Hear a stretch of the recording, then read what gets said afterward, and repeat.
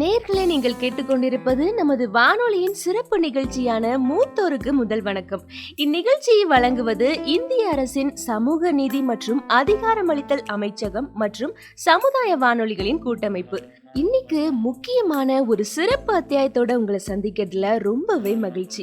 இன்னைக்கு முக்கியமான தலைப்பான மகா கும்பமேளா மற்றும் முதியோர்களுக்கான பாதுகாப்பு குறித்து தாங்க சிறப்பாகவும் விரிவாகவும் பார்க்க போறோம். எல்லாருமே தவறாம நிகழ்ச்சியை கேளுங்க. இது எல்லாருக்குமே ரொம்பவே பயனுள்ள நிகழ்ச்சியா இருக்கும்.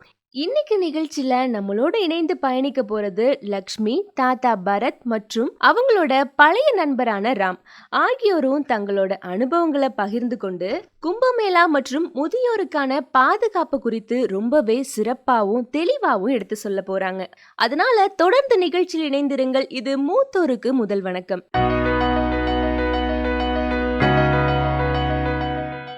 இன்னைக்கு நிகழ்ச்சிக்குள்ள போறதுக்கு முன்னாடி இந்திய அரசின் சமூக நீதி மற்றும் அதிகாரமளித்தல் அமைச்சகத்தின் வாயிலா செயல்படுத்தப்படுற பல்வேறு திட்டங்கள் பத்தி கொஞ்ச நேரம் தெரிஞ்சுக்கலாம் வாங்க. இன்னைக்கு நிகழ்ச்சி ஆரம்பிக்கிறதுக்கு முன்னாடி இந்திய சமூக நீதி மற்றும் அதிகாரமளித்தல் அமைச்சகத்தோட வாயிலா செயல்படுத்தப்படுற திட்டங்களை ஒரு முறை பார்த்துடலாம். ராஷ்டிரிய வயோஸ்ரீ யோஜனா இந்த திட்டம் மூலமா உடல் உதவி சாதனங்கள், அதாவது மருத்துவ உபகரணங்கள், வாக்கிங் ஸ்டிக்கு, காது கருவி, வீல் சேரு, இது எல்லாமே சுலபமா கிடைக்க வழிவகை செய்யறாங்க. நிராகரிக்கப்பட்ட முதியவருக்கு தங்களோட பராமரிப்பு செலவுகள் மற்றும் அவர்களுக்கான மரியாதையும் அவங்களோட குழந்தைகள் வாயிலாகவும் பெற்றுத்தர வழிவகையும் செய்யறாங்க. அதுபோல ஆதரவற்ற முதியவர்களை முதியோர் இல்லங்கள்ல சேர்த்து பராமரிப்புக்கான அனைத்தையும் ஏற்பாடு செய்கிறாங்க. அதுலேயும் முக்கியமாக மாநில செயல்பாட்டு திட்டம்னா என்ன மற்றும் பிரதான் மந்திரி வயவந்தன யோஜனா அப்படின்ற முதியோருக்கான திட்டத்தின் மூலமாக பல உதவிகளை முதியோர்களுக்கு செஞ்சுட்டு வராங்க. அதுபோல் இந்திரா காந்தி ஓய்வூதிய திட்டம் வாயிலா முதியோர்களுக்கு மாதாந்திர வருமானத்தையும் வழங்கிட்டு வராங்க. மூத்த குடிமக்களுக்கான சட்டங்கள், பாதுகாப்பு நடவடிக்கைகள், நலத்திட்டங்கள் பற்றியும் மூத்தோருக்கு முதல் வணக்கம் அப்படின்ற நிகழ்ச்சி மூலமாக ஒவ்வொரு அத்தியாயத்திலையும் தெளிவாகவும் விவரமாகவும் எடுத்துரைக்கிறாங்க. அதை தொடர்ந்து இந்த அத்தியாயத்துல லக்ஷ்மியும் தாத்தா பரத்தும் இந்த நிகழ்ச்சியில எதை பத்தி பேசுறாங்க அப்படின்னு இந்த நிகழ்ச்சி வாயிலா தெரிஞ்சுக்கலாம் வாங்க. அத்தியாயம் 11, கும்பமேளா மற்றும் முதியோர்களின் பாதுகாப்பு. காலை நேரம். பரத் தாத்தா லேப்டாப்புடன் அமர்ந்திருக்கிறார். தாத்தா, நீங்க காலை நேரத்துல லேப்டாப்புடன் என்ன பண்றீங்க? அது ஒன்றும் இல்லைப்பா, கும்பமேளா நடக்க போகுதுல்ல, அதான் டிக்கெட்டு பார்த்துக்கிட்டு இருந்தேன். இப்போவே நிறைய பேர் காத்திருப்போர் பட்டியலில் இருக்காங்க. டிக்கெட் கிடைக்கவே மாட்டுதுப்பா. ஆமாம் தாத்தா, 12 வருஷத்துக்கு பிறகு மகா கும்பமேளா ஜனவரி 13 முதல் பிப்ரவரி 26 வரை நடக்க போகுது. இப்போ இந்த கும்பமேளா நிகழ்ச்சிக்கு எண்ணற்ற பேர் கலந்துப்பாங்க. அதில் முதியோர் கூட இருப்பாங்க. அதனால் கும்பமேளா மற்றும் முதியோர் பாதுகாப்பு பற்றி வானொலியில் பேசலாமா தாத்தா? நிச்சயம் பேசலாம்ப்பா. ஏன்னா மகா கும்பமேளா நம்ம நாட்டோட ஒரு சிறந்த பாரம்பரிய நிகழ்வு. இதில் பல லட்சம் மக்கள் கலந்துக்கிறாங்க. இதில் கூட்ட நெரிசல் ஏற்படும். இந்த மாதிரி நேரங்களில் முதியோர்களை கவனித்து கொள்ளுதல், முதியோர்களை பாதுகாக்கிறது மிக முக்கியமானதாகும்பா. அதனால் இதை பற்றியெல்லாம் நம்ம தெளிவாக வானொலியில் பேசலாம்ப்பா. ஆமாம் தாத்தா, மகா கும்பமேளா பாரம்பரிய நிகழ்வு தான். இந்த நிகழ்வில் குழந்தைகள், இளைஞர்கள், பெரியவர்கள்னு எல்லாருமே கலந்துக்குவாங்க. முக்கியமாக முதியவர்கள் அங்கே பல சிரமங்களை சந்திக்கிறாங்க. அதற்கு பெரிய கூட்டங்கள், நீண்ட வரிசைகள், கடும் வானிலை, இவற்றை நம்ம முக்கியமாக கவனிக்கணும். அது மட்டும் இல்லை தாத்தா, அவர்களின் உடல் மற்றும் மனநலத்தின் முக்கியத்துவத்தையும் நாம் புரிஞ்சுக்கணும். லட்சுமி, முன்பு உன் அத்தை மற்றும் நான் கும்பமேளாவிற்கு போகும்போது எளிதாக போயிடுவோம். அந்த சமயத்தில் கூட்டம்லாம் ரொம்ப குறைவாக தான் இருந்துச்சு. ஆனால் இப்போ நம்ம முதியோராகிவிட்டோம். எனவே இந்த மாதிரி நிகழ்வுகளில் கலந்து கொள்ளும்போது மிகுந்த கவனத்துடன் இருக்கணும்ப்பா. பரத், ஓ பரத் பையா, வா ராமு வா. உன்னை பார்த்து எவ்வளவு நாளாச்சு? வணக்கம் பையா. லட்சுமி, எல்லாரும் எப்படி இருக்கீங்க? வணக்கம் தாத்தா. நான் நல்லா இருக்கேன் தாத்தா. நாங்கள் இப்போ கும்பமேளா பற்றி தான் பேசிகிட்டு இருந்தோம். அந்த நேரத்தில் நீங்கள் கரெக்டாக வந்துட்டீங்க. ஓ, உங்களுக்கு தெரிஞ்சிருக்குமே, ஒரு காலத்தில் நாங்கள் கும்பமேளாவில் தூங்காமல் சுற்றிக்கிட்டு இருந்தோம். ஆனால் இப்போ பல விஷயம் மாறிடுச்சு. பெரிய கூட்டத்தில் குறிப்பாக முதியோர்கள் போகிறதே சிரமமாகி விட்டது. பரத் பையா, லட்சுமி, கவனிக்கணும். இந்த காலம் பழைய காலம் போல் இல்லை. கோடையாக இருந்தாலும் சரி, குளிர்காலமாக இருந்தாலும் சரி, முதியோருக்கு ஒரு பெரிய சவாலாக மாறிடுச்சு. என்ன சொல்கிறீங்க ராமு தாத்தா? லட்சுமி, அந்த காலத்தில் மகா கும்பமேளாவுக்கு போன போது சீரான ஏற்பாடுகள்லாம் இருந்தன. ஆனால் இப்போ எவ்வளவு பாதுகாப்பு நடவடிக்கை எடுத்தாலும் அது போதுமானதாக இல்லை. கூட்ட நெரிசல், அலைச்சல், போக்குவரத்து, இது எல்லாம் முதியோர்களுக்கு மிக சிரமமாகவே இருக்குது. அன்றைய நிகழ்வு நினைவில் இருக்கா? ஒரு பெண் முதியவர் காணாமல் போயிருந்தாங்க. அந்த நேரத்தில் உதவி இல்லைன்னா என்ன ஆயிருக்கும் நினச்சி பாரு. ராமு, நீ சொல்கிறது உண்மைதான். இந்த நிகழ்வை மறுக்க முடியாது.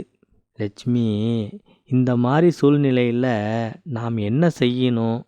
நீ என்ன சொல்ல வர? அதை பற்றி கொஞ்சம் தெளிவாக சொல்லேன். தாத்தா, முதல்ல கும்பமேளா போன்ற பெரிய நிகழ்ச்சிகளில் பங்கேற்கும்போது முதியவர்கள் திட்டமிட்டு போகணும். முக்கியமாக அடையாள அட்டை, அவர்களுடைய மருத்துவ பதிவுகள், அவசர நேரங்களில் யாரை தொடர்பு கொள்ளணும், அவங்களுடைய தொலைபேசி எண் எல்லாத்தையும் கையில் இருக்கான்னு உறுதிப்படுத்திட்டு தான் செல்லணும். ஆமாம்ப்பா, கரெக்டாக சொன்னேன். அது மட்டுமல்ல, முதியவர்கள் தனியாக பயணம் செய்யக்கூடாது. எப்போதும் குடும்ப உறுப்பினர்களோ அல்லது நெருங்கிய நண்பர்களோ எல்லாரும் சேர்ந்து ஒன்றா தான் செல்லணும். உன் அத்தை, நான் தனியாக பயணம் செஞ்ச மாதிரி எனக்கு நினைவிலேயே இல்லை.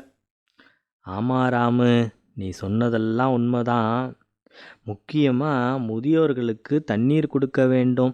வெயிலிலிருந்து பாதுகாக்க நிழலான இடத்துல அவங்கள நிற்க வைக்க வேண்டும். அது மட்டுமல்ல, அவங்க சோர்வாக இருந்தால் ஓரளவு நேரம் ஓய்வெடுப்பதற்காவது இடம் அளிக்க வேண்டும். இதெல்லாம் ரொம்ப முக்கியம்ப்பா. அது சரி பரத் பையா, மிக முக்கியமானது லட்சுமி. முதியோர்கள் கும்பமேளாவுக்கு செல்லும்போது அங்கு பல சக்கர வாகனங்கள் உண்டு, உதவி சாதனங்கள் உண்டு. ஸோ இதெல்லாம் அவங்க பயன்படுத்தினா அவங்களுடைய பயணம் எளிதாக இருக்கும் இல்லையா? ஆமாம் தாத்தா. இப்போ நடக்கிற மகா கும்பமேளால இந்திய அரசின் சமூக நீதி மற்றும் அதிகாரமளித்தல் அமைச்சகம் சார்பாக ஸ்டால் ஏற்பாடு செய்யப்பட்டிருக்கு. ஸ்டால் வாயிலாக முதியவருக்கு உதவி கருவி, சக்கர நாற்காலி மற்றும் கண்ணாடி போன்ற முக்கிய பொருட்கள் வழங்க ஏற்பாடு செய்யப்பட்டிருக்கு. அது மட்டும் இல்லாமல் அவசர நிலையில் உதவி தேவைப்பட்டா தொலைபேசி எண்கள் மற்றும் தன்னார்வலர்கள் அந்த இடத்துல பணிபுரிகிறாங்க. நிச்சயம் இந்த ஸ்டால் முதியவருக்கு பயனுள்ளதாக இருக்கும் இல்லையா தாத்தா? உண்மைதான் லட்சுமி, அருமையான செயல். மேலும் முதியவர்கள் எப்போதும் ஒரு தொலைபேசி எடுத்து செல்ல வேண்டும். அப்படி இருந்தாதான் எங்கு போனாலும் எதையும் எதிர்கொள்வது எளிதாயிருக்கும்.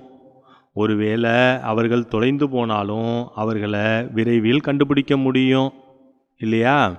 ஆமாம் ராமு, மிக முக்கியமானது முதியவர்களுடன் நாம் எப்போதும் கவனமாக இருக்கணும். அவங்க எங்கே போகிறாங்க, அவர்கள் ஏதாவது களைப்பாக இருக்கிறாங்களா, அவங்க ஏதாவது சிரமப்படுறாங்களா என்பதை தொடர்ந்து நம்ம கவனிச்சுக்கிட்டு இருக்கணும். அப்படி கவனித்தாதான் அவங்களுக்கான சேவைகளையும் சிகிச்சைகளையும் நம்ம தொடர்ந்து வழங்கலாம். ஆமாம் ஆமாம், அதுதான் உண்மை. இதுதான் நம் சமுதாயத்தின் உண்மையான வலிமை. முதியவர்களின் அனுபவத்திலிருந்து தான் நாம் பல விஷயத்தை கற்றுக்க முடியும். நாம் அவர்களை கவனிப்பதன் மூலம்தான் நம் சமுதாயத்தின் உண்மையான உணர்வையும் உயிர்ப்பிக்க முடியும். உண்மைதான் தாத்தா.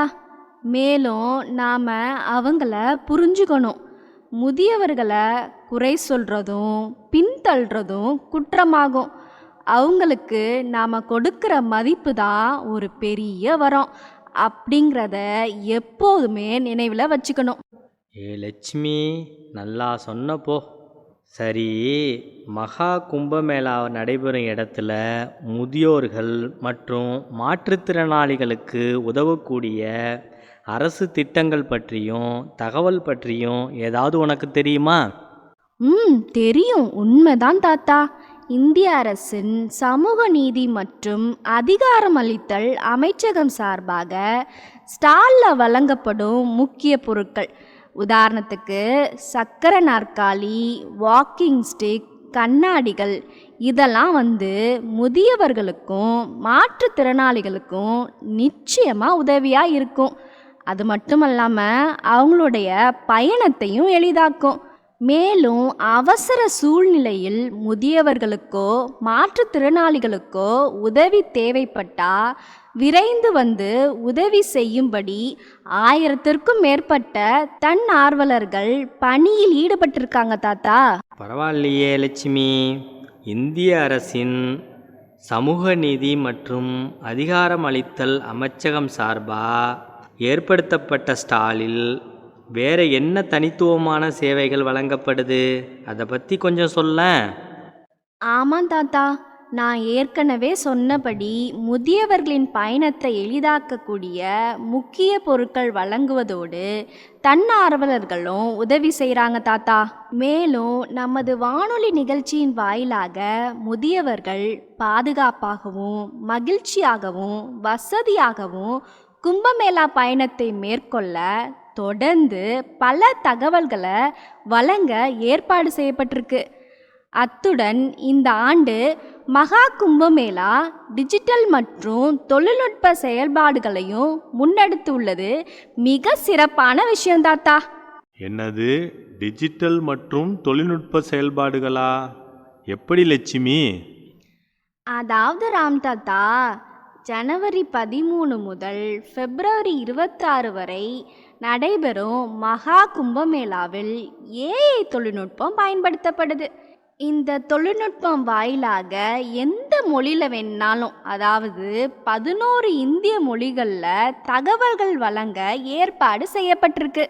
மேலும் மக்கள் தங்களுடைய சந்தேகங்களையும் தேவைகளையும் ஏஐ தொழில்நுட்பம் வாயிலாக பேசியோ அல்லது டைப் செய்தோ அனைத்து தகவல்களையும் பெறலாம். பரவாயில்லையே. இந்த கும்பமேளா நவீன தொழில்நுட்ப மாயாஜாலமாக நிறைஞ்சிருக்கும் போல இருக்கே.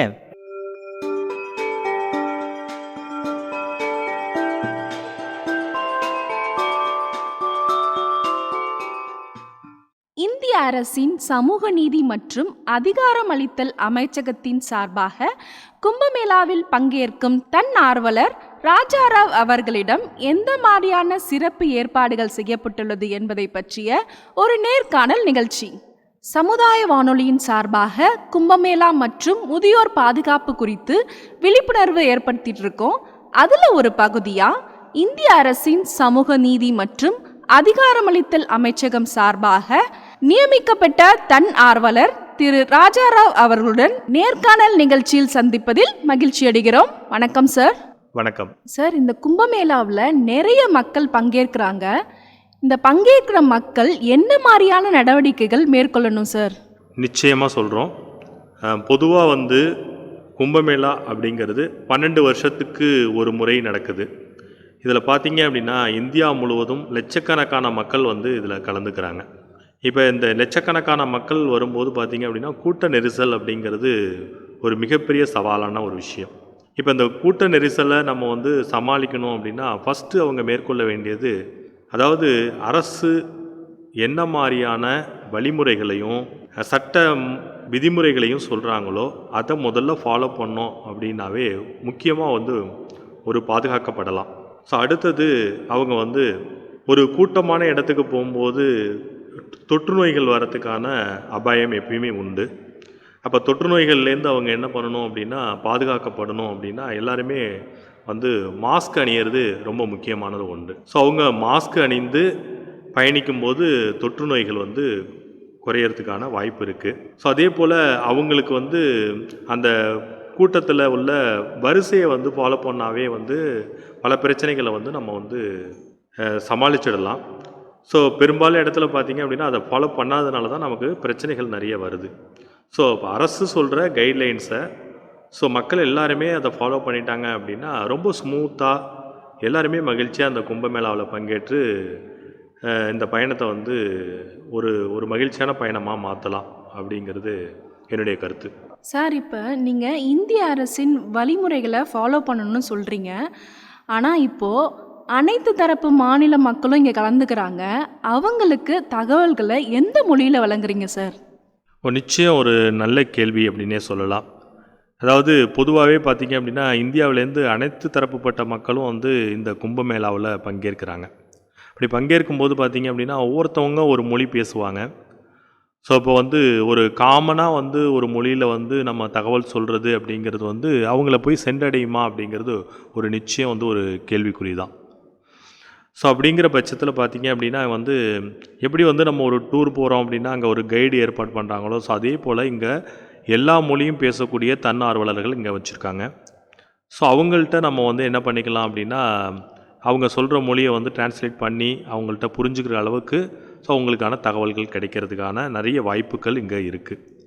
ஸோ அது மட்டும் இல்லாமல் என்ன பண்ணுறாங்க, இந்த ஆண்டில் பார்த்தீங்க அப்படின்னா டிஜிட்டல் மற்றும் ஏஐ தொழில்நுட்பத்தை வந்து பயன்படுத்தியிருக்காங்க.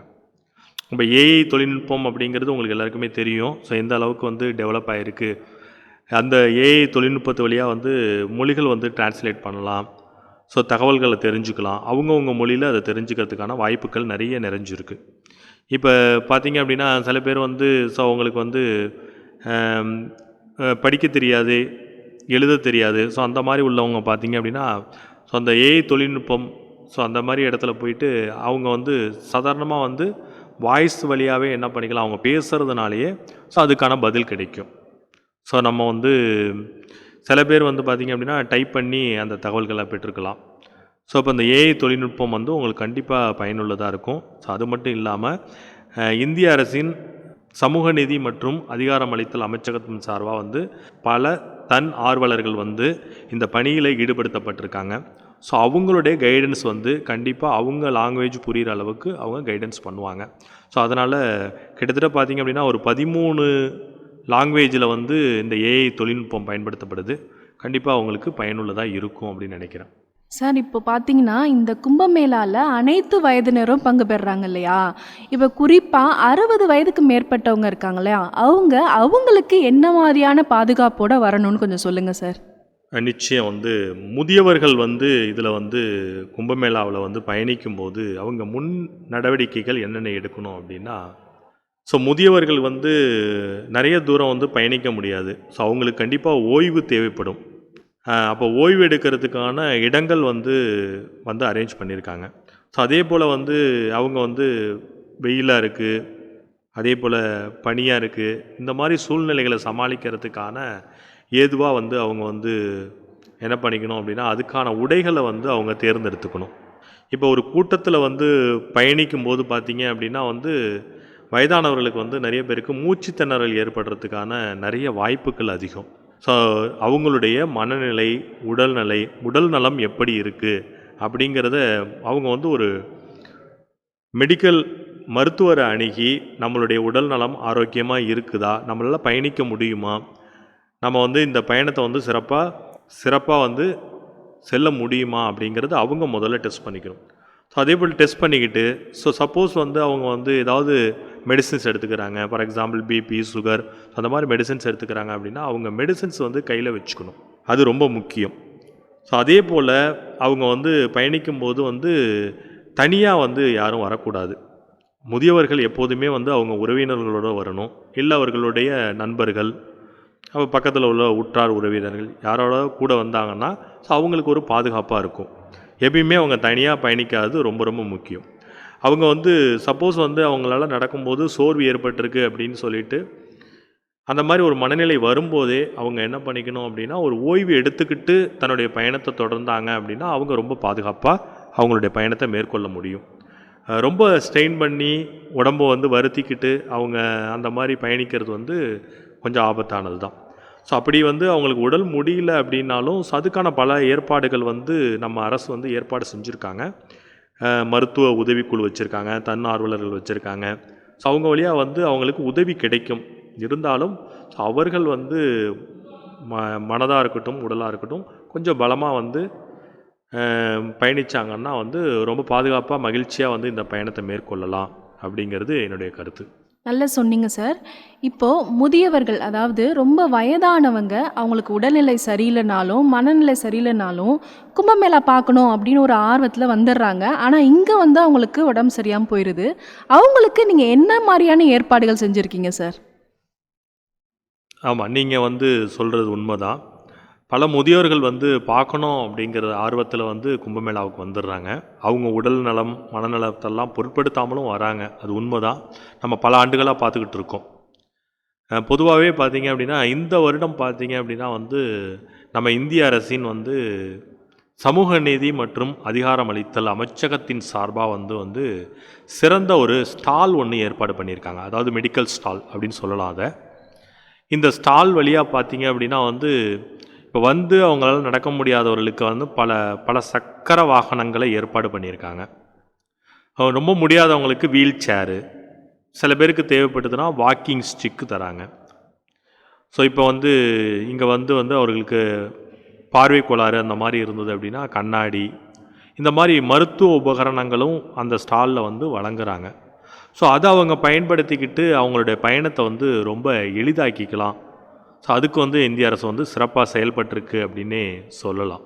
ஸோ அதே போல் அவங்க வந்து பயணிக்கும்போது வந்து அவங்களுக்கு வேறு ஏதாவது உடல்நல கோளாறுகள் ஏற்படுது அப்படின்னா ஸோ அதுக்கும் வந்து என்ன பண்ணியிருக்காங்க அப்படின்னா இங்கே வந்து 1000க்கும் மேற்பட்ட தன்னார்வலர்கள் வந்து பணியில் இருக்காங்க. ஸோ அவங்களோட உதவியை நாடி என்ன பண்ணிக்கலாம் அப்படின்னா அவங்கள வந்து காப்பாற்றுறதுக்கு வழிமுறைகள் ஏற்பாடு செஞ்சுருக்கு அப்படின்னே சொல்லலாம்.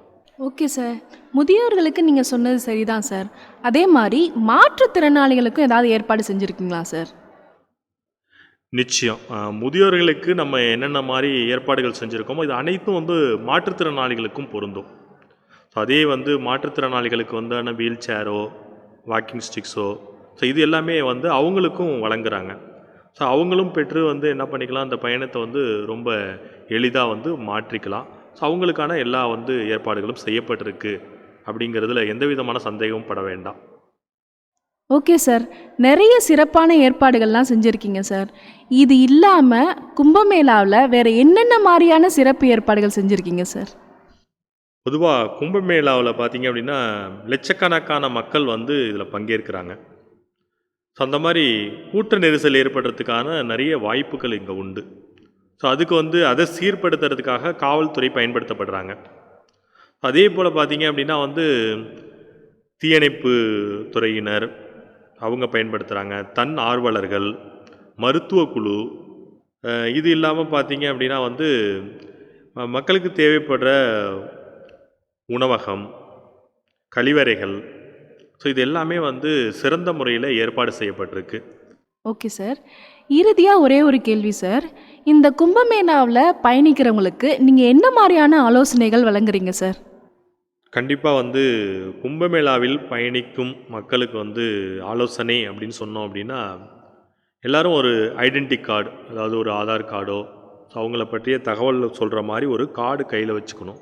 ஸோ அது இல்லாமல் பார்த்தீங்க அப்படின்னா அவங்களுக்கு தேவைப்படுற மெடிசின்ஸை கையில் வச்சுக்கணும். ஸோ அதே போல் ஒரு தொலைபேசி கையில் வச்சுருந்தாங்க அப்படின்னா ரொம்ப வந்து பயனுள்ளதாகவே இருக்கும். ஏன்னா நிறைய பேர் வந்து கும்பமேளாவில் வந்து காணா போகும்போது பார்த்தீங்க அப்படின்னா அவங்களுக்கு தகவல் கொடுக்கறதுக்கு இது வந்து கொஞ்சம் ஏதுவாக இருக்கும் தொலைபேசியாக.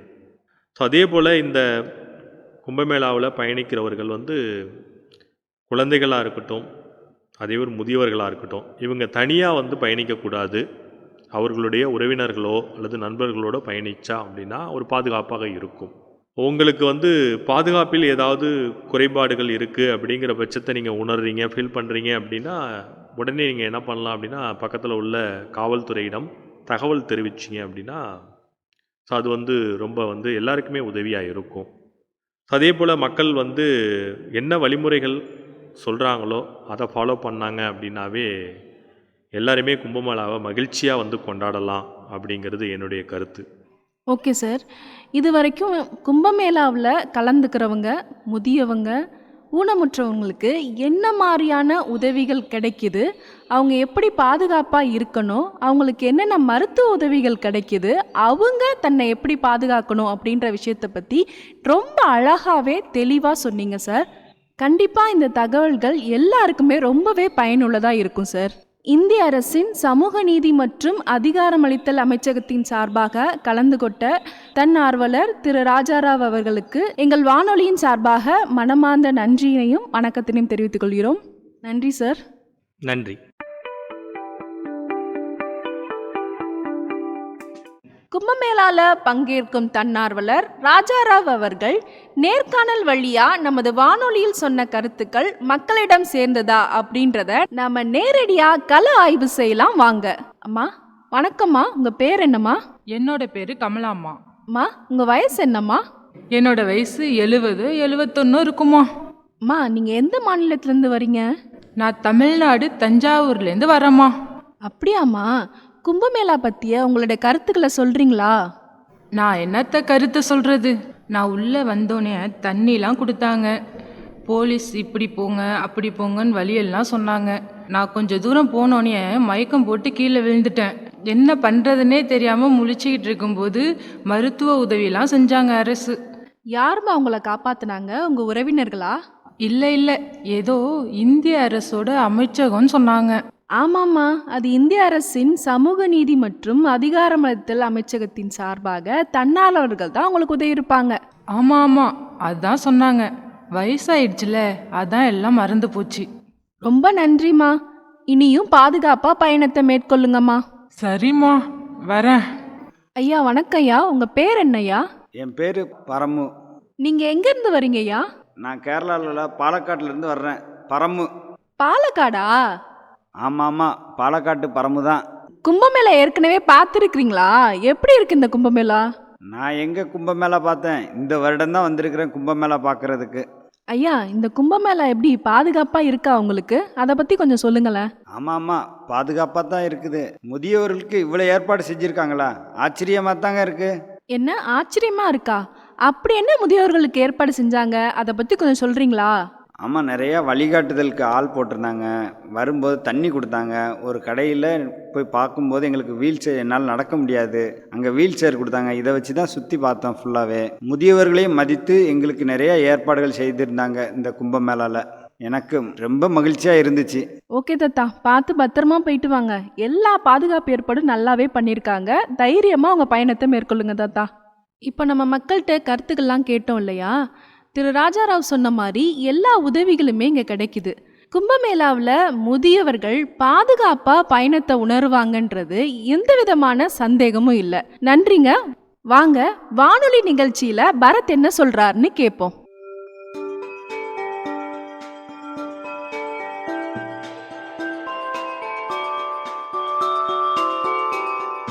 லட்சுமி, உன்னுடைய அனைத்து தகவல்களும் உண்மையிலேயே மிக முக்கியமானது தான். அது மட்டுமல்லாமல் இந்திய அரசின் சமூக நீதி மற்றும் அதிகாரமளித்தல் அமைச்சகம் சார்பாக பல தகவல்கள் ஏற்பாடு பண்ணதும் மிக முக்கியமாக முதியோர்களுக்கு பாதுகாப்பாக இருக்கும்.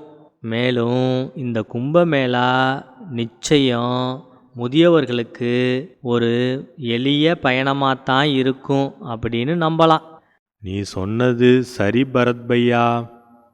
லட்சுமி, நம்ம பண்பாட்டின் அடித்தளம் முதியவர்களை கவனிப்பது ரொம்ப முக்கியம். நம்ம இந்த பொறுப்பை புரிந்து கொண்டால்தான் சமுதாயத்தில் உண்மையான மாற்றத்தை கொண்டு வர முடியும். சரி தாத்தா, இதுவரை நமது சிறப்பு அத்தியாயத்தின் மூத்தோர்க்கு முதல் வணக்கம் நிகழ்ச்சியின் வாயிலாக பல தகவல்களை வழங்கினோம். இந்நிகழ்ச்சி இந்திய அரசின் சமூக நீதி மற்றும் அதிகாரமளித்தல் அமைச்சகம் மற்றும் சமுதாய வானொலியின் கூட்டமைப்பு சங்கம் இணைந்து வழங்கியது. இன்று மகா கும்பமேளாவில் முதியோர்களை பாதுகாப்பது பற்றி நாம் எல்லாருமே தெளிவாக பேசினோம். நேர்களே, நாங்களும் நம்புகிறோம் நீங்கள் இந்த தகவல்களை உங்கள் குடும்பத்தினருடன் மற்றும் நண்பர்களுடன் பகிர்ந்து கொள்ளவும். இதனால் முதியவர்கள் பாதுகாப்பாகவும் வசதியாகவும் மகிழ்ச்சியாகவும் இந்த ஆண்டின் கும்பமேளா பயணத்தை மேற்கொள்ள முடியும்.